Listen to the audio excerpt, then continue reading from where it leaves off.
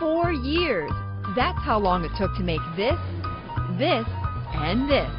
There are currently 145 choices, all of which took anywhere from 9 months to 4 years to go from an idea to your plate.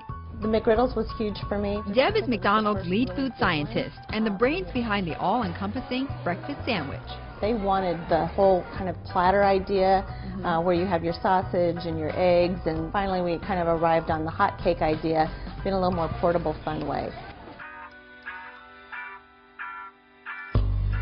Getting an item on Mickey D's menu is no easy feat. How do you know when you've got a new product whether or not you're going to be able to bring that up into, let's say, the top 5? It's hard to say what's going to be that very next Big Mac, and it's not until we get it out into the restaurants and we see how it resonates with our consumers over time.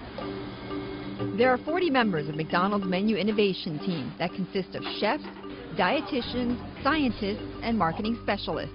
People who spend their days conceptualizing and executing new menu items like the now famous smoothie. What you do is you push the blueberry pomegranate smoothie button, and then you get to pick the size, and it automatically starts making the smoothie. So altogether it's about 30 seconds from the time you start it, pull the cup, and pour it.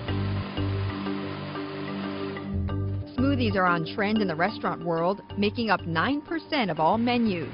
But not all popular food items have panned out. In the past we've had pizzas, and McDonald's and pizzas really didn't go together because there's so many other places to go get pizzas. How do you know that it's time to pull the plug on a product? If we don't have something that we sell a lot of, then the quality cannot be consistent for the crew to remember how to make it and for it to be able to be delivered to the customer in a way that we're proud of. Something they are proud of, adding fresh produce to the menu. Tell me about the apples, because apples was a big deal. Huge. Huge when McDonald's got into that. Yes. It took a lot of work to understand the different varieties of apples, what ones taste good, which ones don't. What was the most surprising thing you learned in this process? How temperature sensitive produce is, to ensure that you're in that zone of anywhere from about 36 to 45 degrees. When you go beyond that, you have a lot of change in that product quality and characteristic. McDonald's buys more than 60 million pounds of apples a year, precisely why it can take years to launch a product.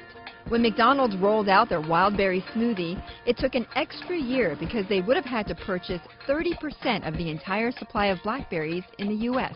Are there some foods you just cannot do no matter how hot they are? So I'm never going to say we can't, because we do a lot of things that we never would have thought we could have done before.